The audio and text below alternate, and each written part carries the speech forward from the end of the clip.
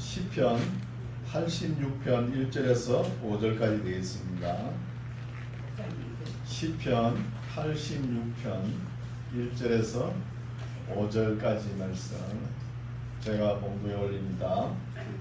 1절 여호와여 나는 공고하고 궁핍하오니 귀를 기울여 내게 응답하소서. 나는 경건하오니 내 영혼을 보존하소서. 내 주 하나님이여 주를 의지하는 종을 구원하소서. 주여 나를 긍휼히 여기소서. 내가 종일 주께 부르짖나이다. 주여 내 영혼이 주를 우러러 보오니 주여 내 영혼을 기쁘게 하소서. 주는 선하사 사유하기를 즐기시며 주께 부르짖는 자에게 인자니 구하심이니이다. 아멘. 할렐루야. 반갑습니다. 오늘도 우리의 선한 양심에 하나님께서 귀한 말씀을 심어주실 줄 믿습니다. 잘 들으시고 우리가 행할 수 있도록 힘써 노력하시기 바랍니다. 그럴 때 성령님께서 함께해 주시고 우리 주님께서 동행하여 주실 줄 믿습니다. 오늘 설교 제목은 다윗의 기도와 간구라는 제목으로 은혜 받고자 합니다. 근데 86편을 보면은 지금까지 우리가 고라자손의 시를 쭉 읽어왔는데 뚱딴지 같이 86편의 중간에 딱 끼어 있죠.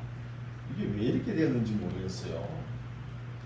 이게 중간에 이렇게 있는 거예요. 위치가 좀 잘못되어 있지 않나 이렇게 생각할 수밖에 없죠. 이렇게 기록된 걸 뭐 따질 필요는 없겠죠. 그래서 이 내용을 살펴보면은 다윗이 참 어려울 때, 힘들 때 기록했다는 거예요. 우리가 하나님의 은혜도 어렵고 힘든 여러 가지 과정을 통과하는 과정에 통해서 하나님의 은혜를 깨닫는 거예요. 또한 진리도 깨닫고 어려움이 없고 아무 고통도 없고 그냥 평안했더라 그러면은 그 후손들에게 남길 만한 이력이 없는 거예요. 아무 의미도 없지 않습니까? 그렇죠? 그래서 다윗이 86편을 살펴보면 어렵게 생활해 왔기 때문에 이 어려움을 닥쳤을 때 이 위기를 어떻게 대처했는가 이게 우리가 배워야 할 점이겠죠. 그렇죠? 그래서 지금은 우리가 새 관계를 끊을 수 없다 그랬죠. 제가 항상 말씀드리죠. 하나님과의 관계, 물질과의 관계, 사랑과의 관계 속을 끊을 수 없죠. 우리 그리스도인은. 그러나 우리가 살아가면서 가장 중요하게 느끼는 것이 피부로 느끼는 것이 물질입니다. 물질. 이 물질에 대해서 어떻게 관리할 것인가 이것도 우리가 배워야 됩니다. 그러니까 경제 교육을 우리가 받아야 되는 거예요. 그렇죠? 이런 것을 누가 잘 관리하느냐? 독일하고 일본이 참 잘해요. 일본 사람들은 뭐 월급을 받으면 그냥 저축입니다. 젊은이부터 어르신까지 다 저축을 얼마나 했는지 돈이 엄청 많아요. 이 많은 돈이 너무 많으니까 주체할 줄 몰라요. 그럼 뭘 하느냐? 미국 채권을 사들인 거예요. 미국 채권을. 일본 젊은이들이 너무 돈이 많으니까 너무 이제 희망이 없는 거예요. 희망이 없으니까 정부에서 한번 젊은이 가슴에 불을 한번 질러보자 이런 마음으로 우리나라 땅 독도를 갖다가 자기 거라고 그 우기고 그러는 거예요. 일본 젊은이들 왜 소망이 없느냐? 집을 한 채 살려고 그래도 부동산 가격이 엄청나거든요. 집산이 미국 채권을 사들인 거예요. 그래서 미국 땅을 사들입니다. 독일도 민족이 대단하죠. 그래서 건강 전략 대단한 거예요. 두 민족이. 우리나라 젊은이들은 어때요? 뭐 푼돈 뭐 조그마한 이런 거 있죠. 푼돈이라 그러면서 그냥 써버리고 말아버렸죠. 우리나라에도 부동산이 대단하지 않습니까? 젊은 사람이 일평생 벌어봤지 않고 아파트 강남의 아파트 뭐 한 채 살 수 있어요? 못 삽니다. 그거 엄청난 금액이잖아요. 그래서 20세기의 위대한 신학자 칼 바르트가 이런 말을 했죠. 위기라는 단어를 썼죠. 위기라는 거. 위기는 뭐냐? 어려울 때 위험도 되고 기회도 된다는 거예요. 우리가 97년부터 금융위기 대환란을 겪어왔죠. 오늘날 우리가 뭘 겪어요? 코로나로 인해서 위기를 겪고 있지 않습니까? 이 위기 가운데서도 다른 사람은 다 위험한 존재지만 이게 기회가 돼가지고 물질적으로 이렇게 풍족하게 벌어들인 사람이 있다는 거예요. 그걸 보면 우리 눈으로 보이잖아요. 택배죠, 택배. 돈을 버는 거예요. 밖에 나가지를 못하니까 음식을 시켜 먹어도 그게 프레임이 붙지 않습니까? 배달료가. 그런 사람이 돈을 버는 거예요. 또 오늘 역사 속에서도 6.25 때도 돈 버는 사람이 있다고 그랬지 않습니까? 그런 거예요. 그래서 경제 관리를 어떻게 하는 거냐 이런 것도 우리가 좀 배워야 됩니다. 그런 내용이 나오는 거예요. 86편 1절 여호와여 나는 공고하고 궁핍하오니 귀를 기울여 내게 응답하소서. 다윗이 공고하고 궁핍하다는 것이죠. 그럼 하나님께 매달리는 것이죠. 기도하는 것이죠. 그러면서 2절 나는 경건하오니 이런 단어를 왜 쓰냐면 다윗은 그래도 어렵고 공고하고 궁핍하지만 하나님 앞에 기도하는 자신을 잊어버리지 않았다는 거예요. 기도하는 것에 또 지난 역사를 돌이켜보는 이 자세가 이게 경건이거든요. 경건하오니 내 영혼을 보존하소서. 내 주 하나님이여 주를 의지하는 종을 구원하소서. 주여 나를 긍휼히 여기소서. 내가 종일 주께 부르짖나이다. 4절 주여 내 영혼이 주를 우러러 보니 주여 내 영혼을 기쁘게 하소서. 주는 선하사 사유하기를 즐기시며 주께 부르짖는 자에게 인자함이 구하심입니다. 여호와여 나의 기도에 귀를 기울이시고 나의 간구하는 소리를 들으소서 하는 거예요. 그리스도인은 사방 앞뒤 모든 것이 막혀버려도 어디는 뚫려 있다고요? 위는 뚫혀 있습니다. 우리가 아무리 어려움과 우리의 육신이 어렵고 힘들고 또한 우리 영혼을 괴롭히는 게 마귀 사탄이가 우리를 괴롭혀도 우리는 꿈속에서도 뭘 할 수 있어요? 기도를 할 수 있는 거예요. 기도. 다 막혀도 다 위로는 뚫혀 있습니다. 그렇기 때문에 기도할 수 있는 거예요. 하나님 말씀을 우리 마음속에 받아들여서 또 하나님께 필요한 거 우리가 필요한 하나님께 알릴 수 있다는 거예요. 꿈속에서도 기도할 수 있는 것이 우리가 복인 줄 믿습니다. 7절 나의 환난 날에 내가 주께 부르짖으리니 주께서 내게 응답하시리이다.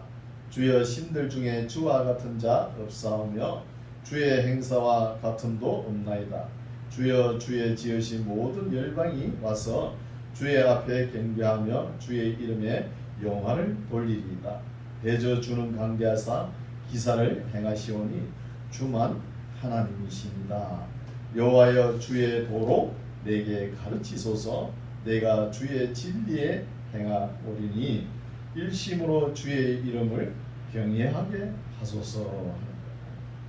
우리 그리스도인은 항상 주의 도, 길로 행해야 되는 거예요. 길로 행하고 또 진리의 길로 또 행해야 되는 것이죠. 진리의 길로. 근데 우리는 또 하나님 앞에 우리가 바라고 원하는 것은 기도로 하죠. 기도하고 그게 또 하나님께서 은혜로 주시지 않습니까? 그래서 하나님 앞에 기도하는 자세가 내 소원 성취하려고 기도하는 게 아니라는 거예요. 기도하는 목적이 뭐예요? 주의 도에 도로 가고 또 주의 진리를 행하기 위해서 기도하는 거예요. 우리는 필요한 것을 주의 도의 길로 가고 또 주님께서 진리로 행해 보십시오. 우리 필요한 거 다 채워주십니다. 이게 성경적인 말씀입니다. 이게 기도 정신입니다. 12절 주 나의 하나님이여 내가 전심으로 주를 찬송하고 영영토록 주의 이름에 영화를 돌리오리니. 이게 기본 정신이 되어 있죠. 이런 말씀이 우리의 신앙에 어떤 분이 피자 가게를 리모델링을 해가지고 한 10억, 뭐 20억이래 들었는가 봐요. 그러면 안에 너무 피자 가게 들어가 보니까 너무 화려한 거예요. 그 서민들 들어가지고 피자 한 판 어째 뭐 모르고 들어와서 한 판 먹고 가면은 그 다음에 오겠습니까? 안 오잖아요. 너무 아름답게 꾸며가지고 장사를 했는데 아우 이 유지를 못하는 거예요. 그걸 문을 닫게 되는 거예요. 문을 닫게 됐는데 이 사람이 또 믿는 사람이에요. 그리스도인이에요. 그래서 목사님이 가가지고 목사님한테 상의를 했겠죠. 교회 목사님한테. 그 목사님이 어떻게 대답했을까요? 그리스도인은 망할 때 망하더라도 폼나게 망해야 된다.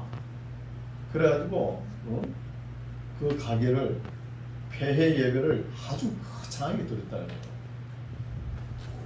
이것도 우리 배워야 될 점이에요. 그냥 뭐 좀 안 됐다 가지고 죽으러 들어가지고 그런 것이 아니에요. 온 세계가 우리 하나님 것인데 때로 걷어가실 때도 있고 또 주실 때도 있는 거예요. 그런 믿음으로 예배를 드려야 되는 것이죠. 대단한 믿음입니다. 그렇죠. 13절 이는 내게 강하신 주의 인자가 크사 내 영혼을 깊은 음부에서 건지셨습니다. 깊은 음부에서 다윗이 공부하고 궁핍할 때 하나님 앞에 기도하고 아릴 때 이런 역사가 일어나는 것이죠. 근데 우리가 볼 때 난세의 영웅이 난다 그러죠. 그런 말이 있지 않습니까? 난세의 영웅이 나기 전에 이런 어려움이 있을 때 실력을 준비한 사람들이 실력을 닦아온 사람들이 발휘를 하는 거예요. 꼭 영웅이라는 단어 쓰기 전에. 그리고 어려움이 없고 아무 고통이 없으면 체험도 없고 감정도 없는 거예요. 자기 신앙에. 어려운 그 긴 턴을 통과하고 난 뒤에 내가 어떻게 살아왔는데 하나님께서 도와주셨다 이렇게 간증할 수 있잖아요. 또 체험도 되고 또 자기 믿음이 어떻게 되는지 체크할 수 있는 거예요. 내 믿음이 과연 성화되고 성숙되었는가? 이걸 뭘로 보고 아는 거예요? 잘 되면은 몰라요. 평상시에 모릅니다. 딱 어려움이 닥쳐오면은 딱 표시가 나요. 어려움이. 그래서 모태신앙을 가진 사람들이 어렵고 힘들 때 무난히 통과하는 거예요. 뭐 자랑할 것도 아니지만 또한 무시할 것도 아니다는 거예요. 모태신앙은. 그래서 어떤 사학가는 보면은 충북의 어느 사학가인데 이분이 이렇게 회사를 차려놓고 운영하지 않습니까? 근데 외부적으로 뭐 큰 돈은 펑펑 잘 써요. 너무 잘 써요. 사업가답게 어려운 사람이 있으면 도움을 달라고 하면 도와주고 그런 분인데 회사에 딱 출근하면 식당에 가면은 그 직원들이 밥 한 톨 흘리는 거 있잖아요. 그걸 용서 못해요. 얼마나 혼을 내주는지. 그 작은 돈을 절대 베푸게 안 쓰는 사람이에요. 그러면 작은 돈이 뭐 5,000원, 만원 이게 뭐 있어도 없어도 뭐 그만이다 이렇게 생각하면서 써버리잖아요. 그러면 안 되는 거예요.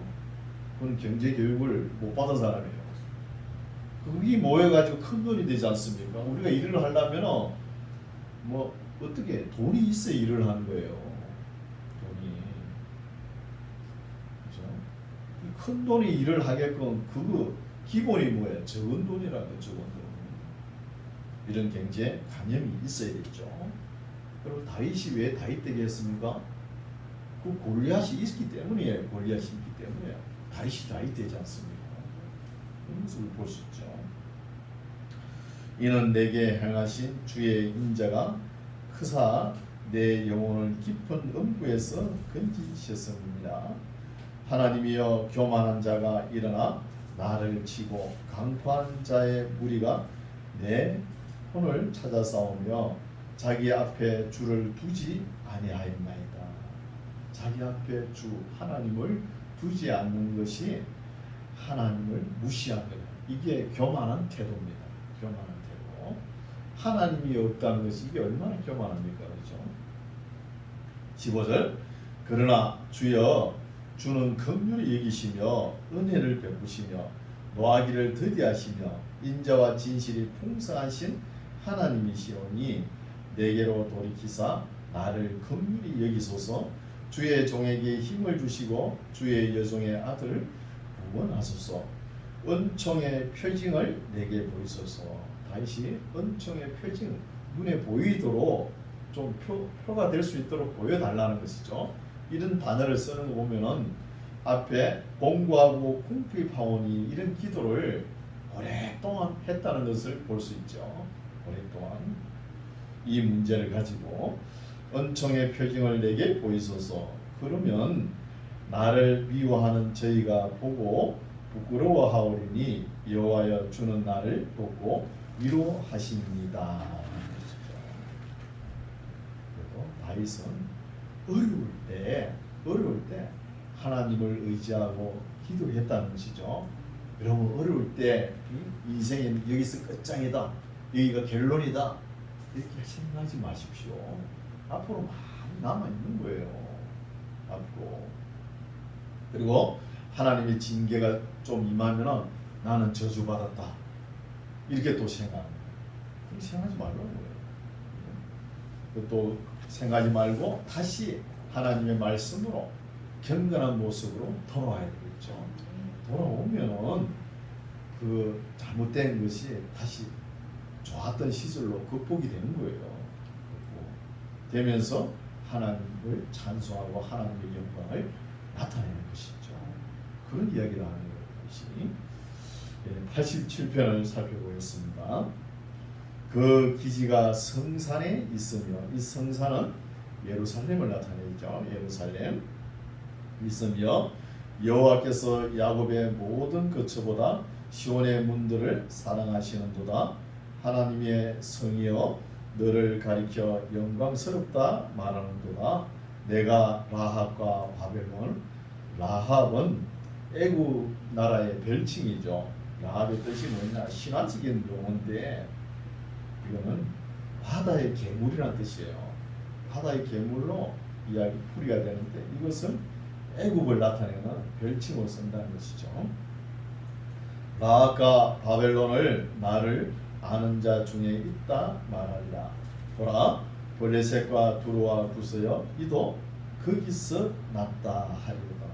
이게 무슨 말입니까? 라합과 바벨론 그리고 애굽 또 구스 두로 지금 이스라엘 나라 주변을 우겨싸고 있는 모든 나라들이 어디서 출발했죠? 다 뿌리는 하나님이죠. 하나님에서 난 거예요. 다 하나님에서 났는데 엉뚱한 짓 하니까 이방 나라 소리를 듣는 거예요. 하나님 말씀을 따르지 않는 거. 그래서 거기서 이도 구서 두로 블레셋 애굽 바벨론 전 다 거기서 났다 하리로다. 어디서? 하나님. 네. 뿌리는 하나님. 하나님께서 우리 인간을 창조하지 않았습니까? 5절 시온에 대하여 말하기를 이 사람 저 사람이 거기서 났나니 지존자가 친히 시온을 세우리라 하리로다. 지존자가 시온을 세우리라. 예루살렘을 세우리라 하셨다. 이 모든 근원이 어디서 출발되냐 하면은 이 시온 예루살렘 성산에서 출발된다는 거야.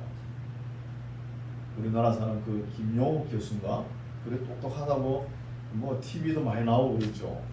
이 사람이 이런 걸 모르는가 봐. 왜 우리가 서양 이스라엘 역사를 배워야 되냐 이러는 거예요. 이스라엘 나라가 동양입니다. 오리엔트예요. 옥시던트가 아닙니다. 이스라엘 나라가 동양인데 왜 서양 종교를 우리가 믿어야 되냐 이렇게 엉뚱한 소리야. 서양의 기준은 지중해라 해가지고 에게로 쭉 그게 경계선이지 않습니까? 그 오른쪽은 동쪽은 다 이스라엘 나라가 동쪽에 있잖아요. 동양입니다. 동양인데 기독교가 유럽으로 건너가지고 우리나라가 받아들였기 때문에 서양에서 믿는 걸 우리가 왜 믿나 이렇게 이야기하는 이런 걸 모르는 것이죠.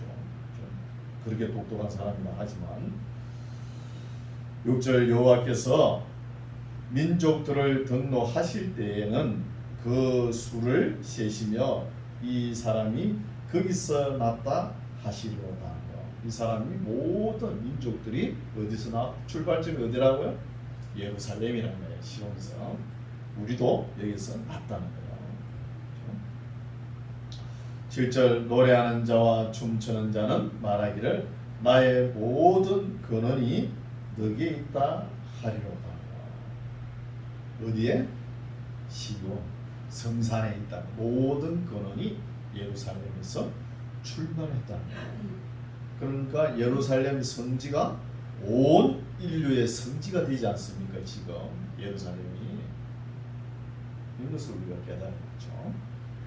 이제 88편 살펴보겠습니다. 여호와 내 구원의 하나님이여 내가 주야로 주의 앞에 부르짖으사오니 나의 기도로 주의 앞에 달하게 하시며 주의 길을 나의 부르짖음에 기울이소서. 대저 나의 영혼의 곤란이 가득하며 나의 생명은 음부에 가까워사오니 나는 무덤에 내려가는 자와 함께 인정되고 힘이 없는 사람과 같으며. 지금 고라 자손들이 지금 현 상황에 처한 것을 살펴볼 때 바벨론 포로 잡혀가 있으니까 얼마나 힘들겠습니까? 이런 토로의 말이 나오는 것이죠. 나의 영혼이 곤란이 가득하면 나의 생명은 음부에 가까워서오니 나는 무덤에 내려가는 자와 함께 인정되고 힘이 없는 사람과 같으며 사망자 중에 던지운 바 되었으며 살육을 당하여 무덤에 누운 자 같으니 주께서 저희를 다시 기억지 아니하시니 저희는 주의 손에서 끊어진 자입니다 하면서 하나님께서 우리를 버린 것 같아 이렇게 느끼면서 이 시를 기록했다는 것이죠. 이런 절망 속에서 6절 주께서 나를 깊은 웅덩이 어두운 곳 음침한 데 두셨사오며 주의 노가 나를 심히 누르시고 주의 모든 파도로 나를 괴롭게 하셨나이다. 주께서 나의 아는 자로 내게서 멀리 떠나게 하시고 친구도 없고죠. 나로 저희에게 가정되게 하셨사오니 나는 갇혀서 나갈 수 없게 되었나이다. 이 갇혔다 이런 단어를 써보니까 바벨론 포로 되어 있을 때 쓰지 않았나 볼 수 있죠. 9절 곤란으로 인하여 내 눈이 새하였나이다. 여호와여 내가 매일 주께 부르며 주를 향하여 나의 두 손을 들었나이다. 주께서 사망한 자에게 기사를 보이시겠나이까. 이 말씀입니다. 죽은 사람에게 하나님의 은혜와 하나님의 기사와 표적이 나타내봤자 죽은 사람이 어떻게 알겠습니까? 그러니까 우리가 어려운 상황에서 기도를 드리오니 우리의 기도를 들어주시고 우리가 이렇게 바벨론의 나라에 언제까지 잡혀 있을 것입니까? 제발 빨리 고국 땅으로 돌아가게 해주시오. 이런 마음이 들있겠죠. 주께서 사망한 자에게 기사를 보이시겠나이까? 유언이 일어나 주를 찬송하겠습니까? 그러니까 우리가 꼭 죽기 전에 살려놓고 이야기하십시오. 지금 죽을 지경입니다. 그런 이야기입니다. 11절 주의 인자하심을 무덤에서 주의 성실하심을 멸망 중에서 선포할 수 있습니까? 있으니까 죽어버리면 아무것도 할 수 없는 거 아닙니까? 하나님의 은혜도 우리가 느낄 수 없고 그 하나님의 기사와 표적을 우리가 느낄 수 있습니까? 또 하나님 앞에 기도와 찬송을 할 수 없지 않습니까? 그런 이야기죠. 12절 흑암 중에서 주의 기사와 이전에 땅에서 주의 의를 알 수 있으리까? 여호와여 오직 주께 내가 부르짖으사오니 아침에 나의 기도가 주의 앞에 달하리이다. 여호와여 어찌하여 나의 영혼을 버리시며 어찌하여 주의 얼굴을 내게 숨기시나이까? 내가 소시부터 곤란을 당하여 죽게 되어사오며 주의 두렵게 하심을 당할 때에 한망하였나이다. 주의 진노가 내게 넘치고 주의 두렵게 하심이 나를 끊었나이다. 이런 일이 물같이 종일 나를 애우며 함께 나를 불렀나이다. 주께서 나의 사랑하는 자와 친구를 내게서 멀리 떠나게 하시며 나의 아는 자를 흑암에 두셨나이다. 이런 절망 속에서도, 이런 상황 속에서도, 절망 가운데 처한 고라 자손의 상황 속에서도 하나님 앞에 기도하는 거예요. 이 기도가 얼마나 간절하겠습니까? 89편 살펴보겠습니다. 제목을 보면은 에스라인 에단의 마스길, 마스길이 좋은 시죠. 에단은 게르손의 신마의 아들인 거예요. 신마의 게르손 자손은 신마의 아들이고 아삽의 조상이 됩니다. 아삽의 조상은 에단이 1절 내가 여호와의 인자하심을 영원히 노래하며 주의 성실하심을 내 입으로 대대 알게 하리이다. 89편은 여호와의 인자와 성실하심이다. 이 단어가 많이 나옵니다. 인자와 성실. 2절 내가 말하기를 인자하심을 영원히 세우시며 주의 성실하심을 하늘에서 견고히 하시리라 하였나이다. 누가? 하나님은 인자하시고 성실하심을 하늘에 견고히 세우신다는 것이죠.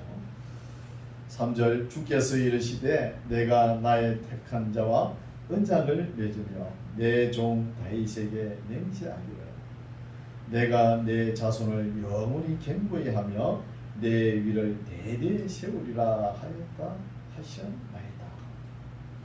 지금 에단 자손들이 어떤 기도를 하냐 하면 하나님께서 기도를 드려야 되는데 그냥 무작정 이렇게 드리는 게 아니고 지금 다윗과 약속한 거, 그 약속이 무엇인가 그걸 부여잡고 기도를 하는 거예요.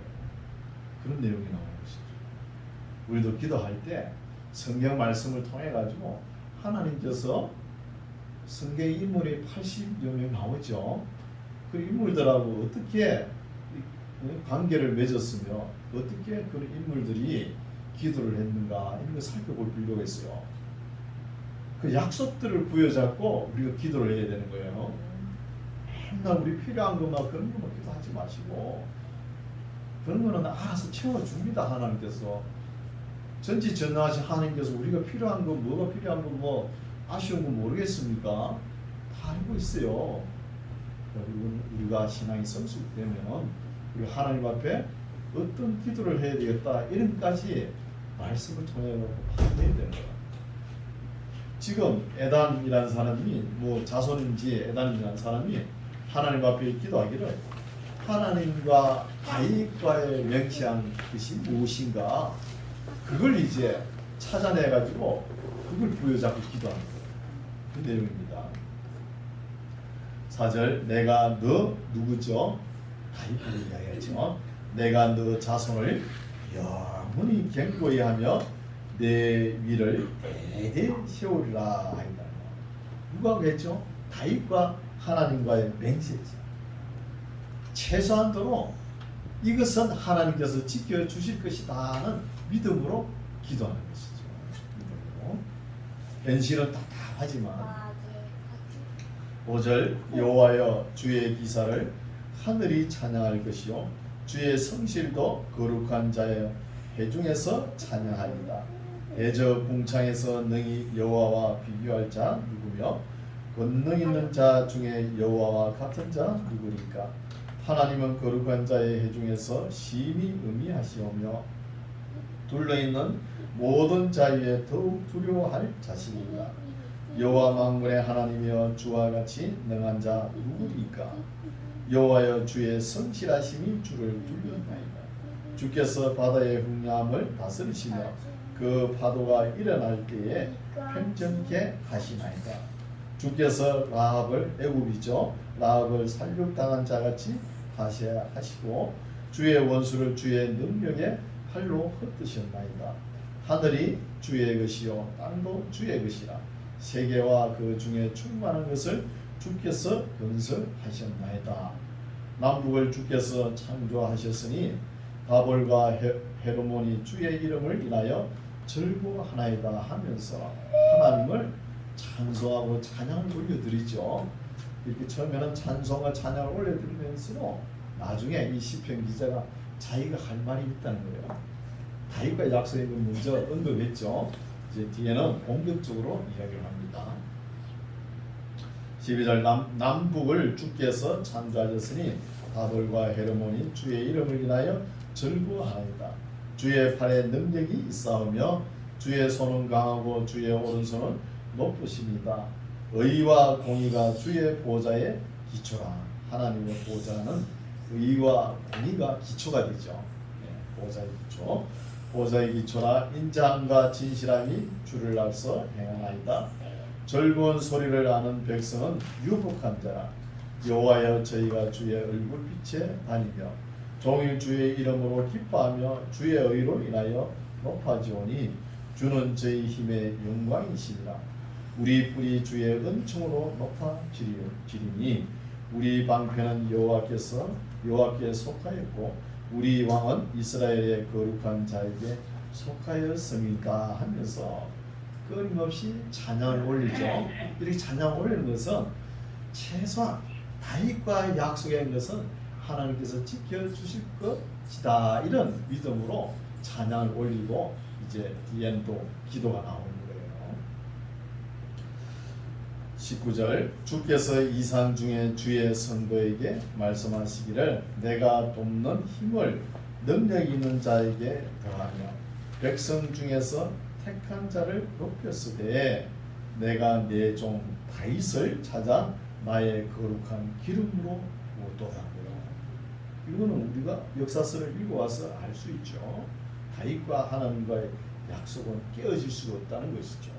이런 언약을 붙들고 매달리는 거예요. 매달 사람들이 매달리죠. 20절 내가 내 종 다윗을 찾아 나의 거룩한 기름으로 부었도다. 내 손이 저와 함께하여 견고히하고 누구와 다윗과 함께하고 견고히하고 내 팔이 그를 누구를 다윗을 힘이 있게 하리로다. 원수가 저에게서 저는 다윗이죠. 저에게서 강탈지 못하리라. 악한 자가 저를 공격해 못하리로다. 내가 저의 앞에서 그 대적을 방면하며 저를 하나하는 자를 치려니라. 다시 어디 가나 전쟁에서 승승장구했죠. 백전백승하지 않습니다. 그게 뭐예요? 내가 다윗의 앞에서 그 대적을 방면하는 것이죠. 저를 다윗을 정화하는 하나하는 자를 다윗 앞에서 친다는 것이죠. 치려니와 나의 성실함과 인자함이 저와 함께하리니 내 이름을 인하여 우리 높아진다는 거예요. 하나님의 이름으로 인해서 다윗이 높아지는 거예요. 그 높아지는 것이 뭐냐? 다윗의 가문으로 대대로 왕위권이 이어지도록 만들지 않습니다. 25절 내가 또 그 손을 바다 위에 세우며 오른손을 강들 위에 세우리니 저가 내게 부르기를 주는 나의 아버지시요 나의 하나님이시요 나의 구원의 바위시라 하리로다. 다윗의 기도시 보면 이런 말씀이 많이 나오죠. 네. 나의 아버지시요 나의 하나님이시요 나의 구원의 바위시라 이런 기도가 많이 나옵니다. 내가 또 다윗을 장자로 삼고 세계 열방의 으뜸이 되게 하며 저를 위하여 나의 인자함을 영구히 지키고 저로 더불어 한 나의 언약을 굳게 세우며 또 그 후손을 영국케 하며 그 위를 하늘의 날과 같게 하리로다. 만일 그 자손이 내 법을 버리며 이게 또 중요하죠. 다윗과 하나님과 약속한 것을 끝까지 하나님께서 책임지고 지키지만 다윗의 후손들이 30절 만일 그 자손이 내 법을 버리면 내 규례대로 행치 아니하면 내 율례를 파하며 내 계명을 지키지 아니하면 이런 것을 잘 봐야 되겠죠. 지키지 않는 가문이 누구죠? 사울 가문이었잖아요. 사울 가문. 사울 왕가처럼 이렇게 다윗의 후손들이 해버리면 어떤 결과가 나오냐? 내가 지팡이로 저희 번과를 잘못된 것을 번과를 다스리며 채찍으로 저희 제약을 징책한다는 거예요. 징책. 다윗의 후손이라 해가지고 맨날 잘되고 복받는 거 아니라는 거예요. 하나님의 규례와 계명을 어겼을 경우는 반드시 채찍을 든다는 것입니다. 채찍을. 그래서 이런 내용을 쭉 기록하면서 그래도 인자하신 하나님의 성실하심을 따라서 다윗과 약속한 것을 지켜주시겠지요 하면서 끝까지 그것을 부여잡고 기도하는 거예요. 32절 내가 지팡이로 저희 번과를 다스리며 채찍으로 저희 제약을 징책하리로다. 그러나 나의 인자함을 그에게서 다 거두지 아니하며 나의 성실함도 패하지 아니한다는 거예요. 이런 역사가 진행되죠. 그리고 다윗 이후에 솔로몬 이후에 남쪽에 20명의 왕이 나지 않습니까? 그 왕이 나지만 그 올바른 왕들이 몇 명이나 돼요? 몇 명 안 되잖아요. 그래도 이렇게 다윗과 약속한 것이 있기 때문에 다윗 왕조가 계속 이어가는 거예요. 나중에는 너무 말을 안 들으니까 바벨론 포로 잡혀가신다. 이런 것을 알 수 있죠. 그래서 조금 잘못한다 해가지고 그냥 저주하고 그러지는 않는다는 거예요. 그런 말씀이죠. 그러나 나의 인자함을 그에게서 다 거두지는 아니하고 나의 성실함도 패하지 아니하며 내 언약을 파하지 아니하며 내 입술에서 낸 약속 낸 것도 변치 아니한다는 것이죠. 이런 약속이 있기 때문에 신약으로 오면서 우리 예수님도 예전 때 있었고 이렇게 오는 거예요. 세례 요한도 오고. 34절 내 언약을 파하지 아니하며 내 입술에서 낸 것도 변치 아니하리로다. 내가 나의 거룩함으로 한번 맹세하였은즉 다윗에게 거짓을 아니한다는 것이죠. 거짓 맹세가 아니라는 것이죠. 근데 이것을 에단 자손들이 이것을 부여잡고 이렇게 다윗과 약속을 했지 않습니까? 하면서 이것만큼은 지켜주시옵소서 이거라는 것이죠. 36절 그 후손이 장구하고 그 위는 해같이 내 앞에 항상 있으며 다윗의 혈통으로 이어지는 후손 또 궁창의 확실한 정인 달같이 영원히 견고케 되리라 하셨다는 거예요. 38절 그러나 주께서 주의 기름 부음 받은 자를 놓아사 물리쳐 버리셨으며 현 상황을 이야기하죠. 그럼 앞에는 다윗과 약속한 것을 끝까지 하나님께서 지키신다고 또 버리지 않겠다고 약속을 해놓고 38절에는 다르죠. 내용이 약속을 해놓고 왜 주께서 주의 기름 부음 받은 자를 이렇게 노하셔가지고 물리쳐 버립니까? 왜 노하셔가 물리쳐 버립니까? 우리를 포로에 잡혀가게 가만히 놔두셨습니까? 하나님이 전지전능한 능력으로 그 바벨론 군대를 멸망시켜버리지. 하나님 심정을 모르는 것이죠. 너희들 아직도 하나님 입장에는 나를 어떻게 섬기는 것인지 큰 나라 바벨론 군대에 잡혀가지고 그 나라를 하나 섬겨보면서 나를 어떻게 섬길 것인지 배워보라는 거예요. 하나님 심정 모르는 말씀이죠. 그러나 주께서 주의 기름 부음 받은 자를 놓아사 물리쳐 버리셨으며 또 주의 종의 언약을 미워하사 그 관을 땅에 던져 욕되게 하셨으며 제 모든 울타리를 파괴하시며 그 보장을 해파하셨으므로 길로 지나는 자들에게 다 탈취를 당하며 그 이웃에게 욕을 당하나이다.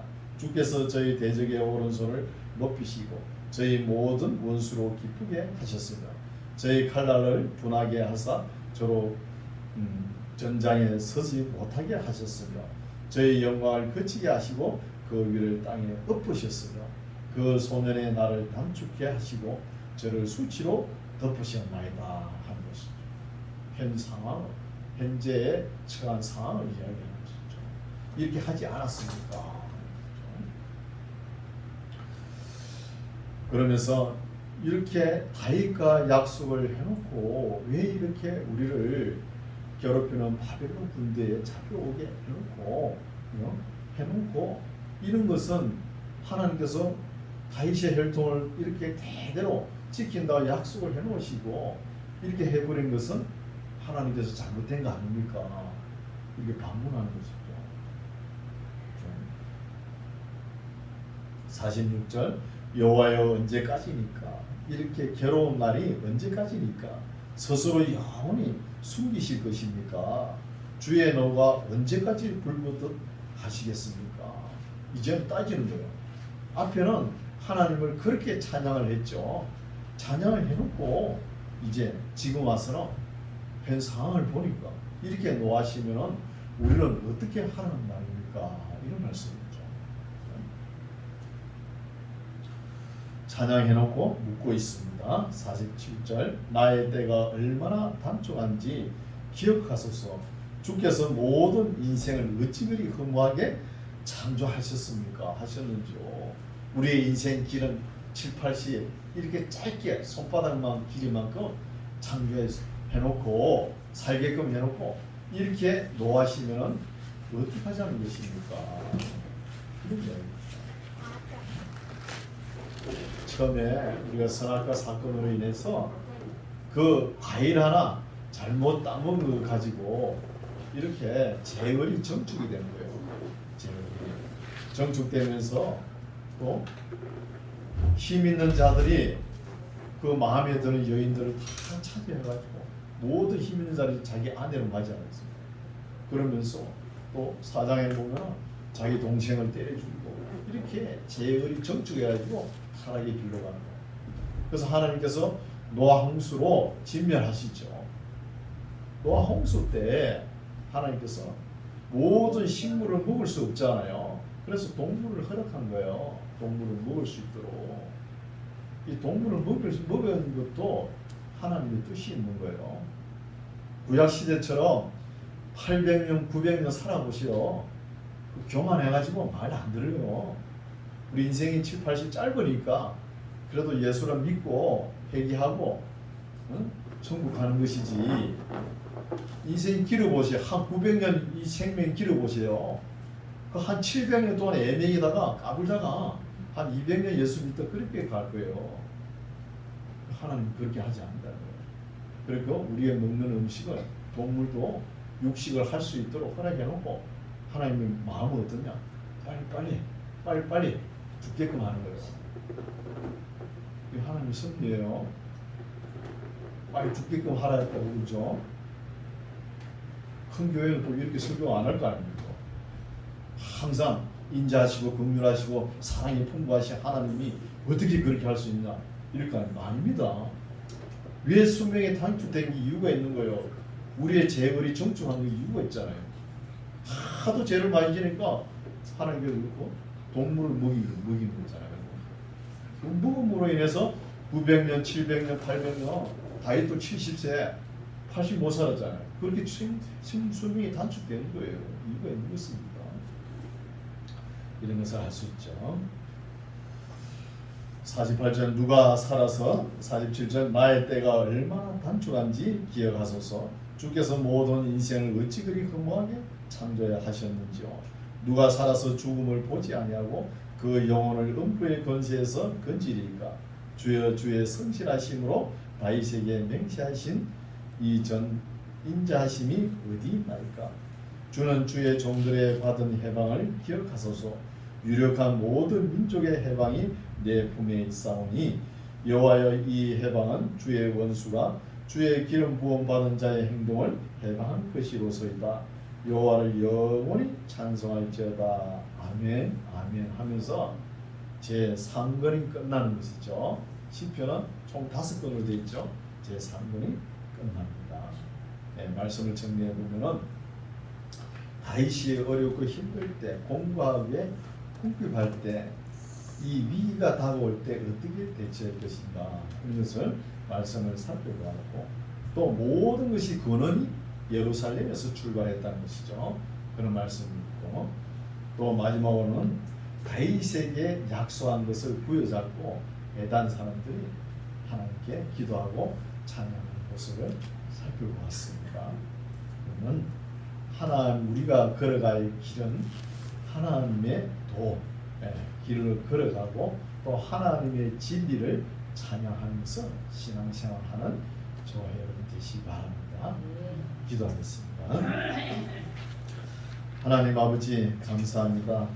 우리가 돌아볼 때 우리의 행한 것으로는 하나님께 이렇다 할 내놓을 것이 없습니다.